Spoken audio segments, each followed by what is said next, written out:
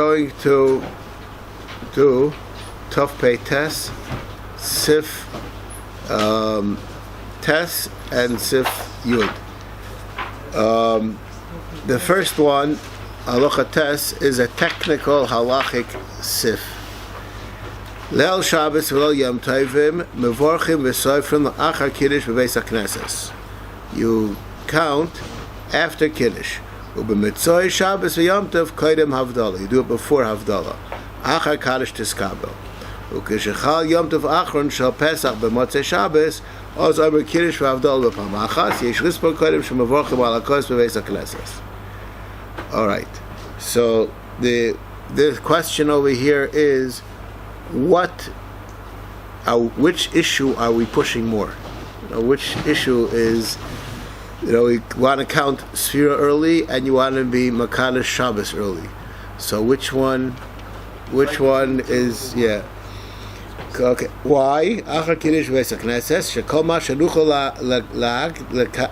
lahakidim kedushas hayom yeshonu lahakdim. From Sefer B'Veisa Yisvor koidem Kiddush, the also lechol koidem Sefira.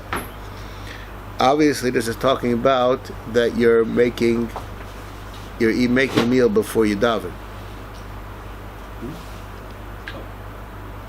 Otherwise, you counted By davening. unless you're done early. I was thinking you've done early. So then but it has to be that you're. The Yom Chiv Sefira without. Well, then if you're in that situation, you have a Sefira to say Kriya Shema too, right?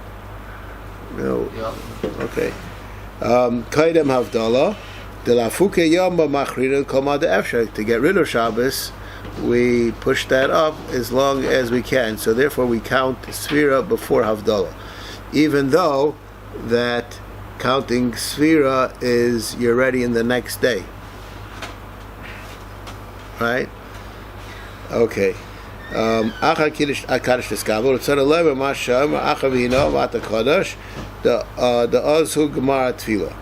The Kaddish Kama Eino Gomer Ela Kaddish Sholem. V'Yita Lecha Amnach Sefira. Okay. The Chatzi Kaddish, that doesn't count. That's not called a Kaddish. You count after davening, and Kaddish Tiskabel is the Kaddish of Shemona Esrei. Just for those who aren't aware, a guy who davens for the Amid, when does he take 3 steps back after Shemona Esrei from Chazaras HaShatz?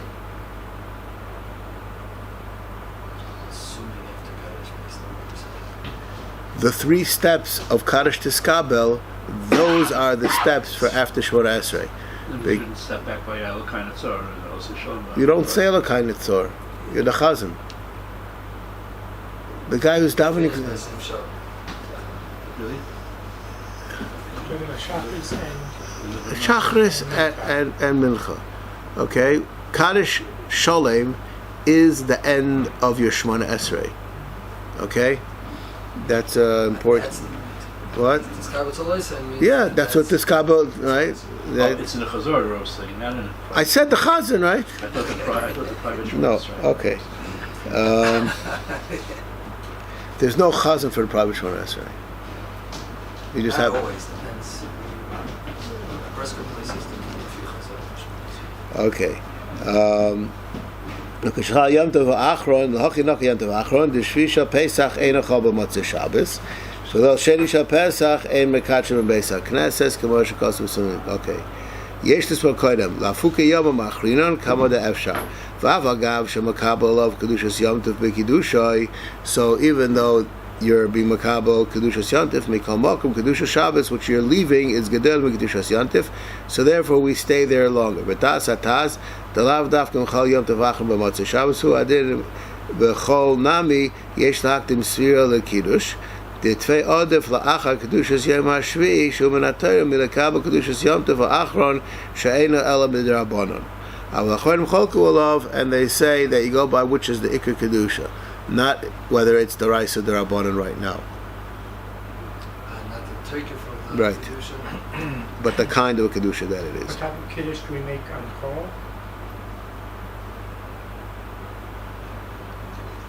Is that field the call? Yeah. Like in Sefiras the kiddush. We're talking about when Yontif falls out on a chol. When Yontif... during the day of the week. Just not Shabbos. Right. Okay. The next sif is... I would like to... I want to see a few little points inside, but I would like to make a statement.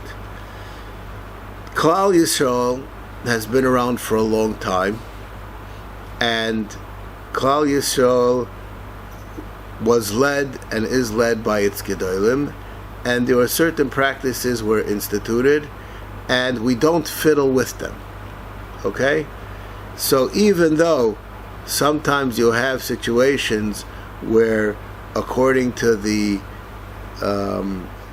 normal way that we would deal with this issue, we would have a different conclusion, but the minig outweighs halacha. That's right. That's the minig oiker halacha. The minig outweighs the halacha, and sometimes the minig is the halacha. Okay? Now this statement which I just said is very dangerous, and it's not up to us to decide when to apply it and when not to apply this. We need to have cues from earlier poskim. Okay? And I'm going to read right now the halacha, and then we're going to see the Mishnah Berurah. Also lechol chodosh af bizman hazeh. It's also to eat chodosh even nowadays. Ben lechem, ben koli, ben carmel, whether it's bread or roasted kernels of wheat or ones that are taken apart with your hands. Ad chilas lel yudches nisan, until the end of the 70th day, the 18th day. Uberet Yisrael ad chilas lel yud zayin nisan. Okay? Now, I'm going to read right now, what is chodosh? Chodosh, when the OMER is brought, the OMER is matir all tvua that's planted. Now, how long does it take for the time that you throw a seed into the ground until it's planted?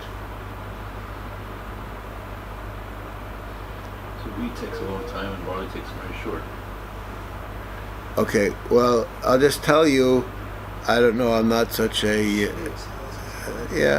it's a machlekes, either 3 days or 2 weeks. What? For it to grab roots in the ground. Roots, okay. What did I say? Plant the root, not harvest. No, I didn't say anything about harvesting. I said planting. Take root. So the halacha is, and this is already a machlekes, anything that's more than 2 weeks old, Shvius is the OMER is matir it, because it's matir all planted produce. So if it's less than 2 weeks old, so it may not have the status of being planted. Right, that's, and you have to wait the next year. So there's already a discussion in the poskim if you can be mekel like the shita of 3 days or not. I'm not going to get involved in that because, I don't think we're going to have much of a technical question about that. All right, that's the first thing. Now, the mitzias of the way that things are grown is as follows. Here in Eretz Yisrael, the wheat is planted in the beginning of the winter, and it's harvested about this time. My neighbor, he went to do Sefiras yad of his matzahs last Thursday. Okay, so that's when it's done. Yeah, it's always done during Sefira. It's really back to back. Right after the Yeah, and this he does his Sefiras yad. They go to, this year was a very bad year. Normally they take it in the Shveilah. They weren't able to take it in the Shveilah because the wheat wasn't good there. They had to go to the Tzafon and he had to go to Emek Yisrael in order to get his wheat. Don't they actually harvest it like a few days before because they want it to stay green instead of yellow? A few days before what? Before the rest of the harvest of everyone else. Yes, they do, and he's aware of that. Okay. Anyways, Stick with the sickle. yes, By hand. yes. If a sickle is called by hand, I would imagine by hand is with your hands, but it's not done with a machine. It's done with a sickle, and He doesn't pull out much one by his hands. he says it takes about 15 minutes to fill a bag, and they harvest about 15 bags. That's the whole deal. It's not what? And that's for how much? That's for those people who are makbid for, I mean, how many matzahs? I don't know, I would imagine that they get from that probably 5 kilo or something like that. But, Bag? what? Per bag or all the bags? From all the bags. You take much more? That comes out of the chabur way more than 5 kilos. It comes out of a chabura? I don't know of any chabura of Sefiras Yad Mergi only is the Sefiras Yad from the chabur. for Leil Seder. Yeah, the chabur produces more than 5 kilo of Sefiras Yad. Yeah? That's what Weissberg, okay, lo mashana. he does the weighing. Okay. Anyways, it's whatever it is. It's not such an important issue. Lack of matzahs. All right. Says the Mishnah Berurah, "Hay tuah shenisha sha'achar tezvav ben Nisan shu zman hakrovas ha'omer. Dim nisha shakayim ha'omer matira." As we said before. Shechodosh shach rak b'chamesh aminim chitim soim kusmin shibol shul b'shifon. Okay. Af bezman hazeh. Now this is already a question. When is this halacha of chodesh applied? Midachsiv lechem v'karmel lo yisachlu ad etzem hayom hazeh. Ad etzem hayom hazeh sounds like even today. B'chol moshe v'sechem mashma mizeh da'af b'chutz la'aretz noig ises ad etzem hayom hazeh. V'haynu yom avos hakarban shu tez zayin nisan. V'mishon sveika diyeh v'machmir on yom echad, and you have until Yud Zayin. V'hine v'yir this in Reish Tzaddik Gimel kosov haramah lahater chodosh davi sveik sveika. You're allowed to eat chodosh because it's a sveik sveika. What's the sveik sveika? Chodosh shema tvua hi mishana shavra. Maybe the tvua that you're about to partake in is from the year before. V'imtim tzulam mishana zu dilma nishrasha koidim la'omer. Maybe it was nishrash koidim la'omer. Now this sveik sveika. That sveik is only after the second day of Pesach. Why is it? Otherwise, it's not a sveik sveika. Yeah, isn't this like one suffix? That your question is question not related. Two different questions. Yes. All right, but you could be right, and that'll be for the problem of Chodesh is always after Pesach, anyways. So okay. So now the question: why is it called a sveik sveika? Why isn't the same suffix? So the answer is you have to learn koli sveik sveika. If one suffix would be mater more than the other one, then it's not called a sveik. It's called a sveik sveika. Or if you have to clear one suffix before you clear the other one, either one of those reasons is enough that it be called a sveik sveika. Okay. Now, You have to answer one question before you get to the second right. question. V'adenu b'makom shemevi'in tevuah mekamis acherim shetevuah sam nishreshes kodim la'omer. You're allowed to be mekel, and this is the situation in many places. Now, we're right now going to learn a very bad statement. Kosu achrayim de medinas poilin ein lahakil ki'im bechitim v'shifon. You're only allowed to be mekel on chitim and shifon, but on sa'irim and kusmin you can't. Why? Deruba nizroim b'chodesh cheshvan ve'ein shayach bohem chodosh. They don't have a problem of chodesh. In Northern Shayodinu nizim b'kayis. Avol sa'irim v'shibol shul v'kusmin ruban kemat kulam nizroim achar Pesach. They are planted after Pesach. V'gam ein rogel lahavi sham tvu mimidinas acheros.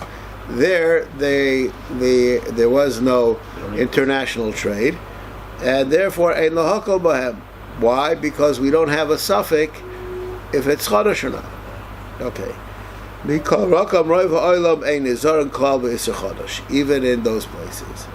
V'yesh shalom da'aleim schus, b'fishu davar kosher li'azoyer b'zeh, v'lachein sochim v'pnash hazaz al mixus harishonim, she'sovim shechodosh b'chutz la'aretz ein el midivrei soifrim, she'gozu mishum eretz Yisrael. The chodosh in chutz la'aretz is only a derabanan, and they made a gzeira because people will mistaken from Eretz Yisrael, and therefore v'lo gazu elba kaimas hasmuchim le'Eretz Yisrael kigon Mitzrayim u'Bavel. But if you're in New York, you're in Poland, which I don't think it makes any difference, because we're talking about where the produce is coming from, right? Would it make a difference? Southern Hemisphere. Grains will. What? Southern Hemisphere would make a difference. It still goes by its man of Eretz Yisrael. I don't begin to understand that what a southern has to do with anything. Their winter is our summer.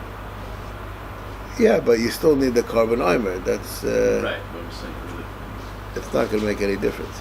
I would imagine that if you would be a whiz at international trade, you could bring stuff from the southern hemisphere to the northern hemisphere in order to avoid the problem. Right, because they're always they have the wrong seasons. Okay. or to start other problems. What? Or to start other problems. Okay. V'yesh shalom do'aleim schus shesavim shechodesh ein noig el b'tvuah shel Yisrael. Aval b'shel nochri, there's no problem. Additional reason why A totally different reason.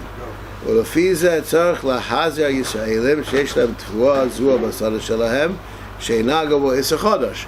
But according to that, a Jew who lives in Poland, he has to be careful. Okay, now, אף על פי שאין בידינו למחוז ביד המקילים, even though it's not in our ability to be מקל, בכל מקום, כל בעל נפש לא יסמוך על התרם האלו, ויחמר לעצמו בכל מה שאפשר לו. Anybody who's a בעל נפש should be machmer as much as he can. Why? כי הרבה גדלי ראשונים הוא איסר דרייסה בכל גבני. Many ראשונים hold it's an איסר דרייסה. ודע עוד.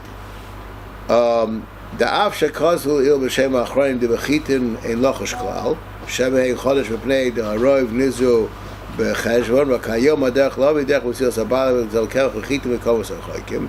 Nowadays, with international trade, וידוע שבפנים ברוסיה נמצא הרבה מקומות שניזו החיתן בקיץ. There are many places deep in Russia, I don't know where that is exactly, that they plant. No, I do know one thing. The Ukraine was, I don't know if it is, the world's largest wheat producer. Okay? Now, I would imagine that's called deep in Russia, right? Thanks, Ukraine. It's Ukraine, it's not Russia. Yeah, okay, well... if I'd asked the Chofetz Chaim, that's what he would say, right? That the Ukraine is deep in Russia.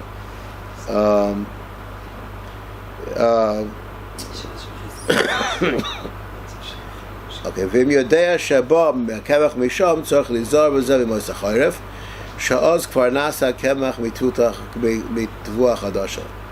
ולעניין שחר ויסד דיני חודש, I'm וירדיה, סימן ריש צדיק גיבול באחרונים שם. Okay, now I would just like to mention what? In Eretz Yisrael, how many seasons do we have? I mean, One. It used to be you planted Cheshvan and you cut it by Nisan. And that was the end of it, right? So, on that thought, I will just share with you a very important halacha. There's a sefer called Minhagei Eretz Yisrael, written by someone named Gelis, a grandfather of a friend of mine. The sefer was written about 100 and something years ago, that he codified all the Minhagim of Eretz Yisrael. And he says, on the question of Chodosh, it's not nog here, because we don't have it. You know, there is no minig, not to be machmer, not to be mekel, because all of the wheat that they had at that time was all local. and it was all not Chodosh. Because, as he says over here, they planted it in Cheshvan and it's harvested. They didn't have a Chodosh issue. Right. Meaning the Covenant Omer was matter everything that was already planted. Right, and that was the end. So they never had a question. That's what it says in Sefer Minhag Eretz Yisrael. Now I'm just going to share with you the facts. The Mahadran Kashrus organizations, such as the Badats and those similar to them, they're makbid on Chodosh or Yoshon. I don't know what. I'm not sure. Okay. Now, that's a statement I'm going to say, and I'm going to take away from that statement in a minute. That I know. I also know that Rabbi Elyashiv hold that the minig Eretz Yisrael is to be machmer. Now, how does Rabbi Elyashiv know what the minig in Eretz Yisrael is if the Sefer from Gelis says that there is no minig? So I have two options. Either to say that he looked around and he saw what was going on and people were machmer, and he assumed that was the minig, or there were those who were machmer, and the Sefer Eretz Yisrael is just a general psak. But the bottom line is, I personally recall about 40 years ago that the Eida Chareidis had pretzels that there was a very serious chashash of Chodosh in it, and they let it go. They didn't pull it off the shelves.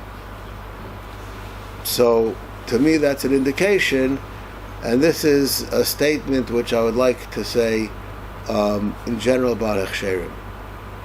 If somebody in Eretz Yisrael tells me the minig in Eretz Yisrael is that we're not mekel on chol avakum, he doesn't know what he's talking about. The shaila doesn't exist here, right? And all of the, how would you know what the minig is?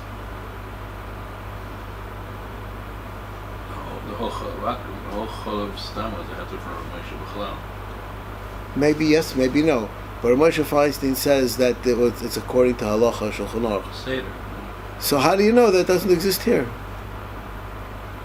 He didn't make up a new halacha.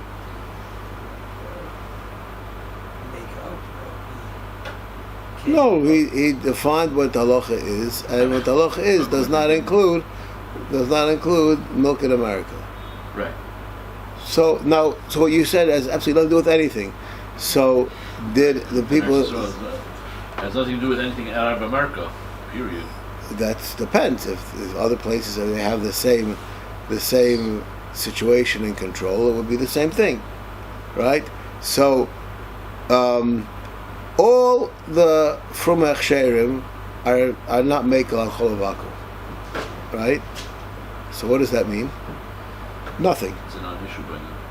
Nothing. That's just like all the from Hechsherim in America are not makbid on chol avakum, right? All the chsidish Hechsherim in America. What do you mean it means nothing? It doesn't mean what the minig is. The hechsher, they are trying to sell. I want to ask you a question. Is there anybody over here in this room that could tell me that their great-grandfather was makbid on glat? I can guarantee you there's nobody here that can say that. What? He says it didn't exist. It did. It did. But, It was the exception, not the rule. right. So, how come we're all machmer on glat? We can. Okay, and I'm going to tell you even more than that. I was standing with my father once in Detroit, and the butcher wanted that the policy of the Vada Rabbanim in Detroit at that time was that there's no butcher store that says on it glat. And this butcher store, all of his meat was glat, and he wanted that he should be able to say glat. And my father said, you can't say it's glat. So the guy said, why not? So my father told him what kula he has in his store, and he said, therefore it's not glat. So the guy walked away, and I asked my father, what does that have to do with glat? So my father said, what do you have to do with glat? The word glot in the year 1980 means, you can have glot kosher pizza, right?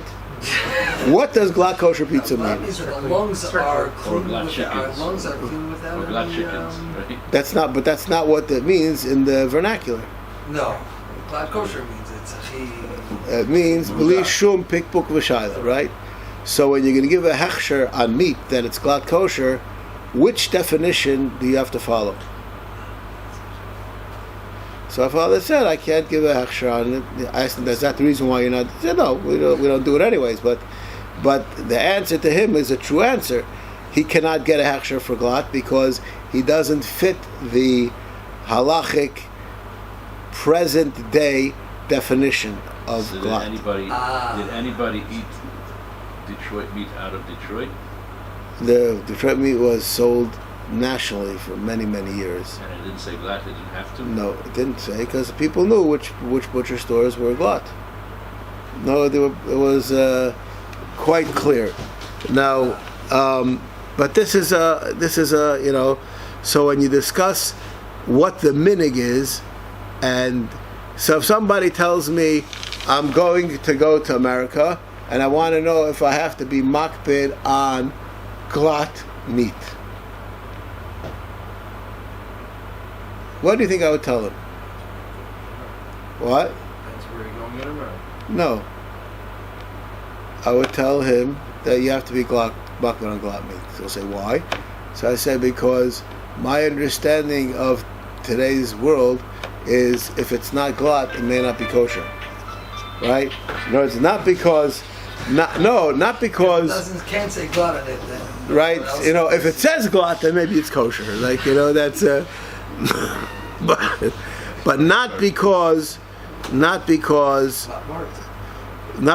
that you have to be makpid on glot. And there are many things that are like this. Nowadays, in the world of Echsherim, there are many chumras that are bunched together, and people are makpid on all kinds of things that they're not really makpid on.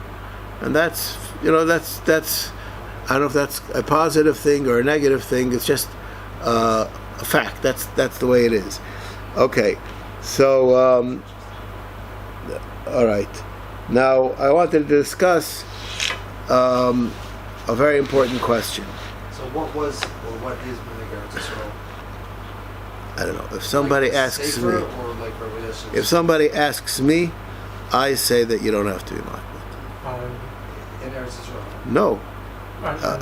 Somebody, I have this question all the time. Somebody goes to America. Somebody goes to America, and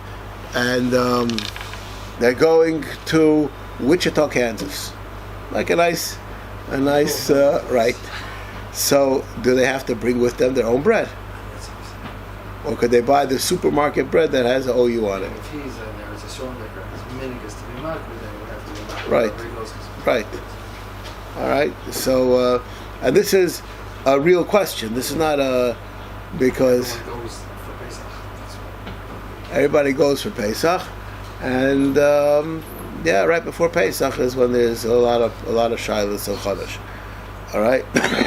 Now, there's some people who adopted to be machmer on Chodosh, even in America.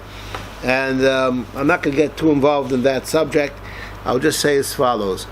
Those people who follow the lists of Chodosh in America does not mean that if it's not on the list, you can't eat it.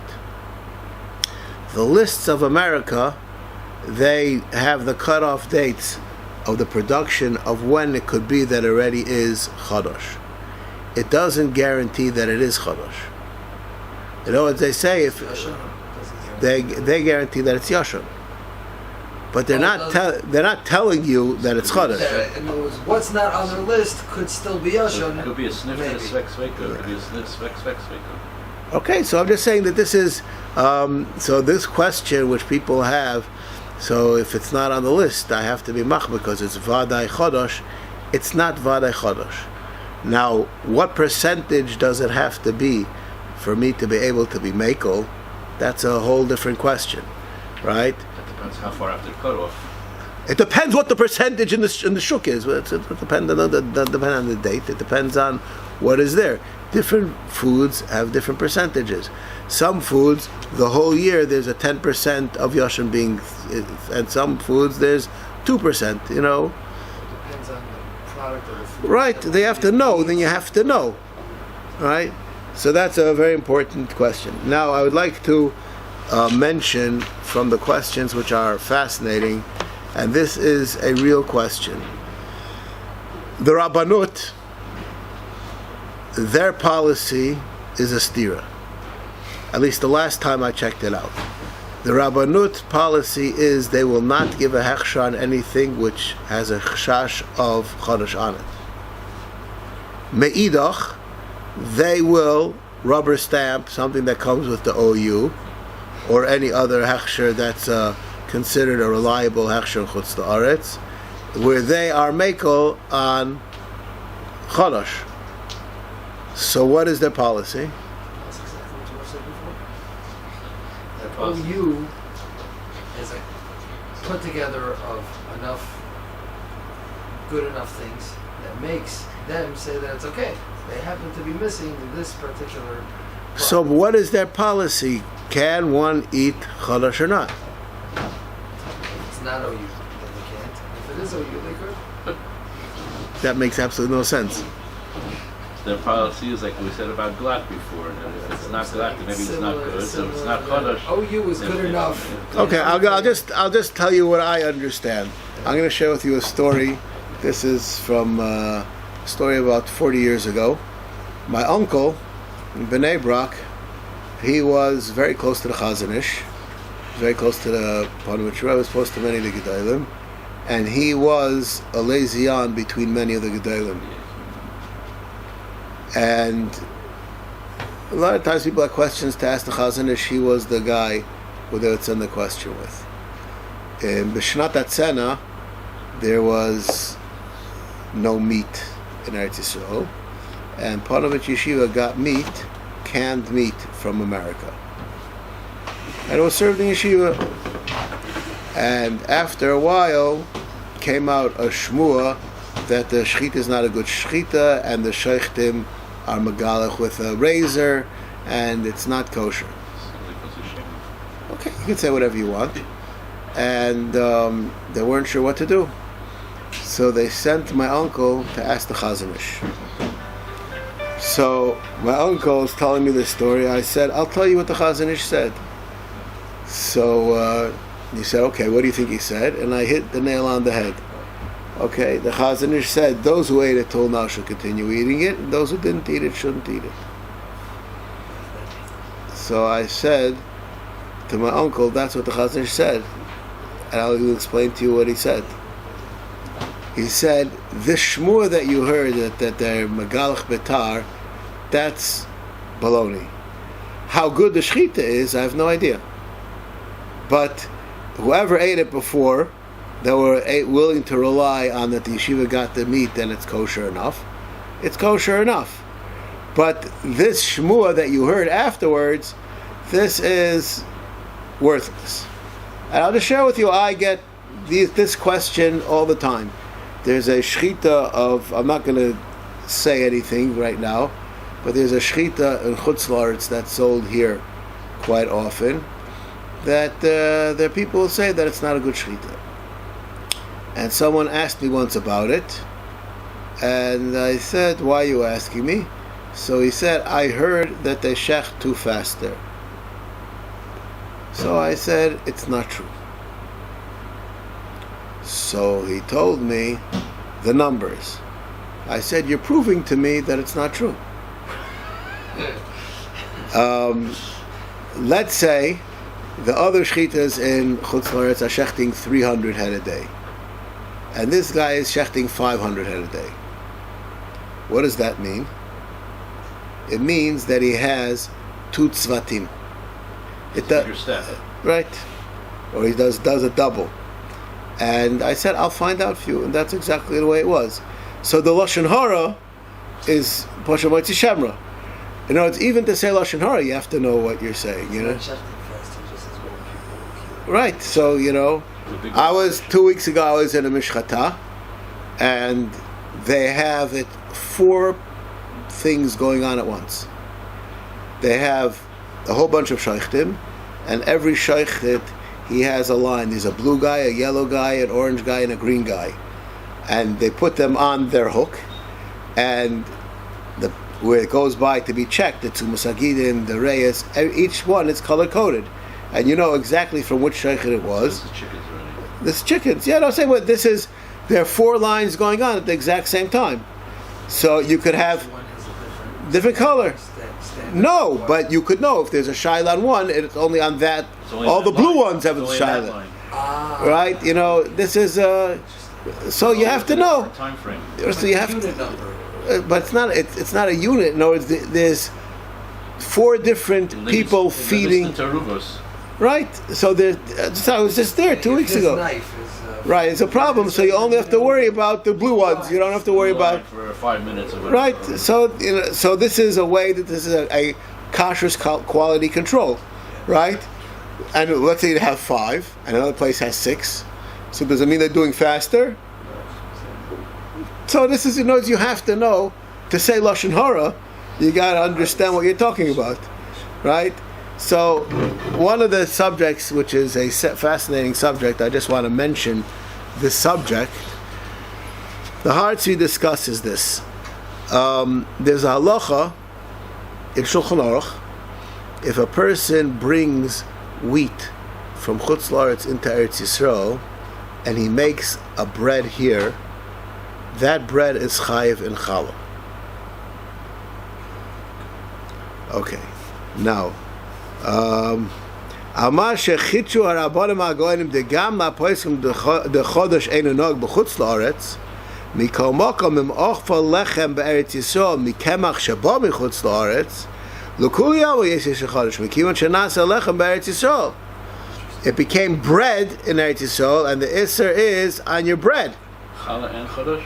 And it's going together, and he has a whole piece on this thing. And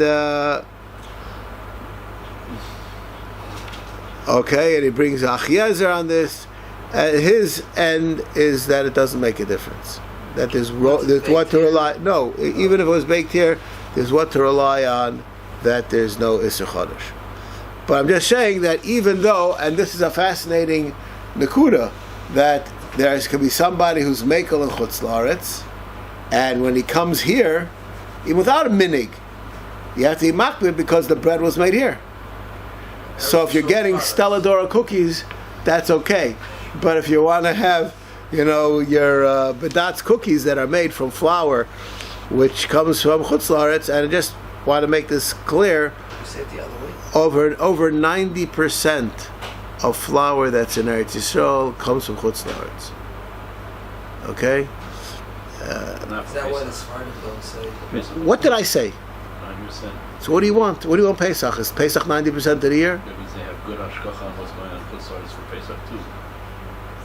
So, I'm assuming. I'm asking. Well, I don't know what he said we didn't have to worry about it. People didn't worry about it here because everything. that was 100 years ago. They weren't bringing from Chutz La'aretz. They just stored up from their season. So now when they bring it in, somebody has to be makbid that it is Yasha. Yes. So most of the kashrus organizations they try to make sure that they do that. If you bring bread that was baked in Eretz Yisrael to America, it's a din on the that also should be. Yes. There are those who say that way too. Okay.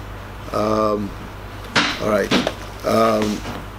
That's one thing. Now there's another fascinating kashrus makor in these halachas. The Magen Avrohom says, and I would just like to share it with you. Many times, I'll just use this as an example. There are many times those people who come from America. I see we're the minority over here, but those people come from in America. There are many people in America who are makbid on Chol Yisrael, but are not makbid on kelim from Chol Yisrael. Now, the makor of such a kind of an idea is a Magen Avrohom here in Hilchos Chodosh.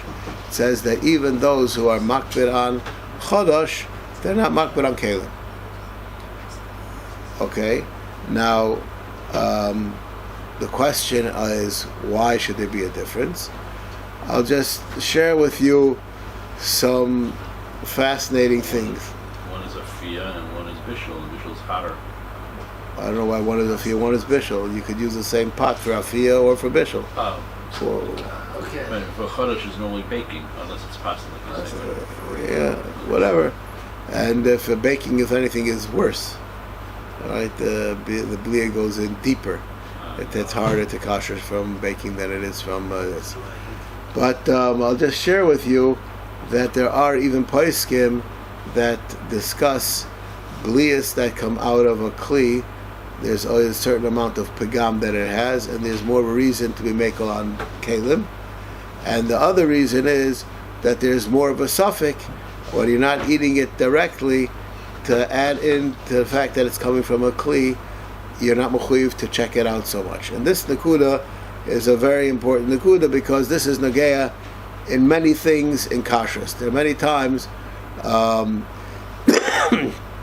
going to make a statement. I hope that I don't get called in on the statement that I'm going to make.